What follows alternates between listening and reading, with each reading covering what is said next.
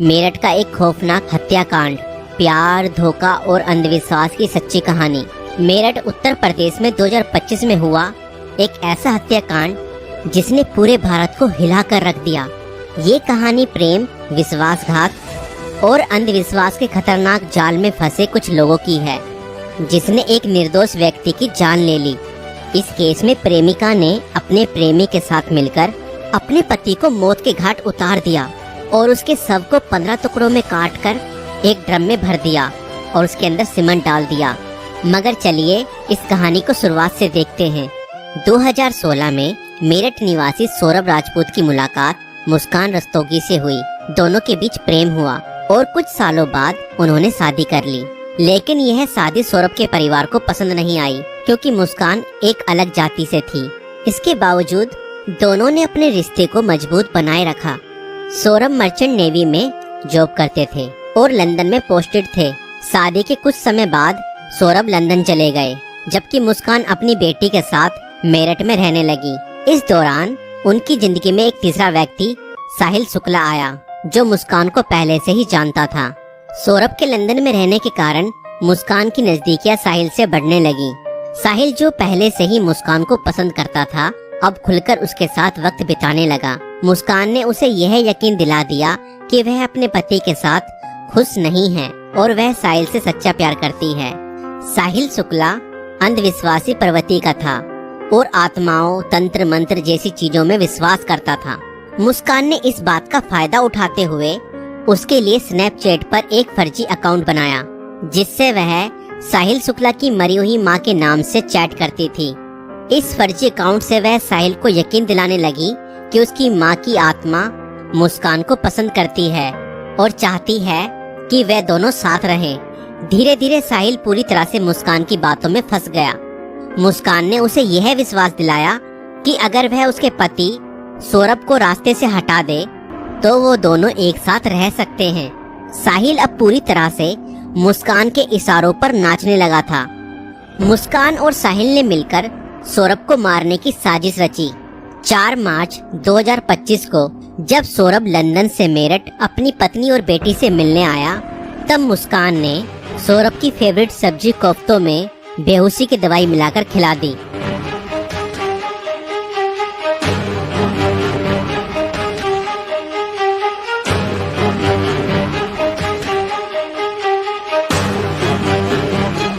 और जब सौरभ बेहोशी की हालत में बिस्तर पर पड़ा था, तब मुस्कान ने अपने दोस्त साहिल को बुला लिया और रसोई में जाकर वो बड़ा और धारदार चाकू ले आई, जो मुस्कान और साहिल ने पहले से ही प्लानिंग करके खरीदे हुए थे। और करीब 20 मिनट तक साहिल ने मुस्कान को बताया कि कैसे उसे अपने पति का वध करना है।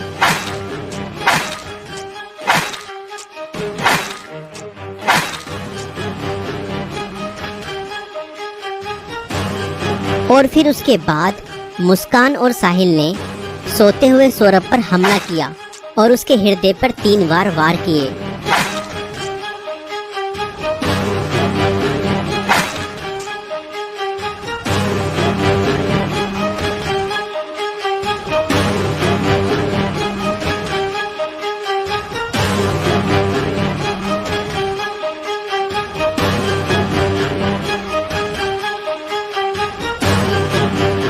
और घर में पड़े कूलर को भी ऑन कर दिया ताकि उसकी आवाज किसी को भी ना सुनाई दे।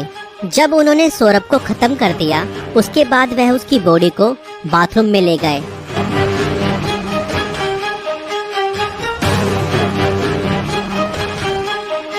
और उसके शरीर को 15 टुकड़ों में बांट दिया।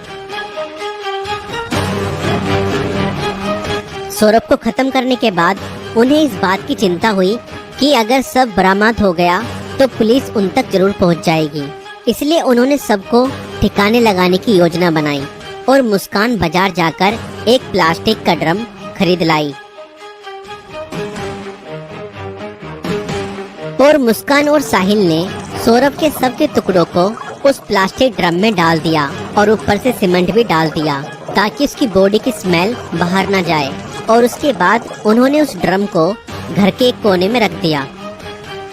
इसके बाद मुस्कान और साहिल ने सौरभ के मोबाइल फोन से उसके सोशल मीडिया अकाउंट को एक्टिव रखा।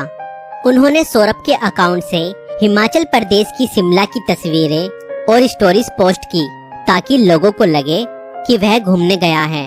उन्होंने उसकी फैमिली और दोस्तों को यह यकीन दिलाने की कोशिश की कि सौरभ जिंदा है और बाहर यात्रा कर रहा है। इस दौरान मुस्कान और साहिल खुद भी शिमला घूमने चले गए ताकि अगर कोई लोकेशन ट्रैक करे तो किसी को शक न हो। लेकिन किसी भी अपराधी की तरह वह भी ज्यादा समय तक बच नहीं पाए। सौरभ के परिवार ने जब उससे संपर्क करने की कोशिश की और कोई जवाब नहीं मिला तो उन्हें शक हुआ। परिवार ने मेरठ पुलिस में गुमशुदा की रिपोर्ट दर्ज कराई।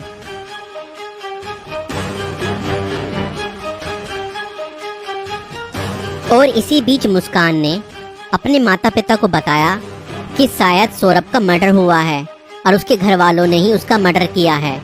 मगर मुस्कान के पिता ने कहा, नहीं बेटा, किसी के भी घर वाले कितना ही नाराज हो जाएं तो भी ऐसा कदम अपने बेटे के लिए नहीं उठा सकते।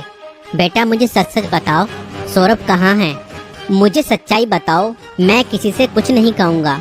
और तब मुस्कान ने अपने पिता को बताया कि उसने और साहिल ने मिलकर सौरभ को खत्म कर दिया है। और इतना सुनते ही मुस्कान के पिता ने पुलिस को सारी खबर बता दी।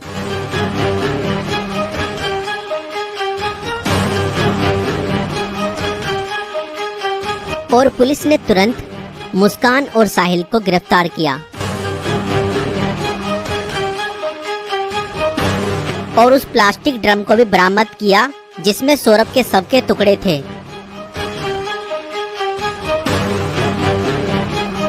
उस प्लास्टिक ड्रम को काटा गया और सौरभ के शरीर के टुकड़ों को बरामद किया गया।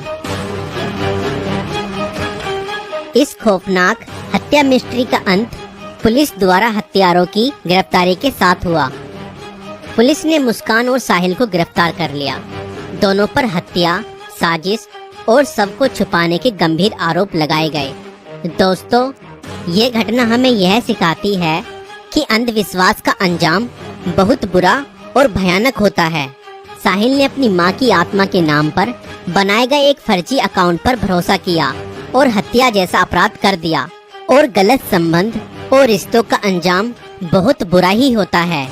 मुस्कान ने अपने फायदे के लिए साहिल को मानसिक रूप से कंट्रोल किया और हत्या तक करवा दी। और कानून से कोई नहीं बच सकता, चाहे अपराध कितना भी चालाकी से किया जाए।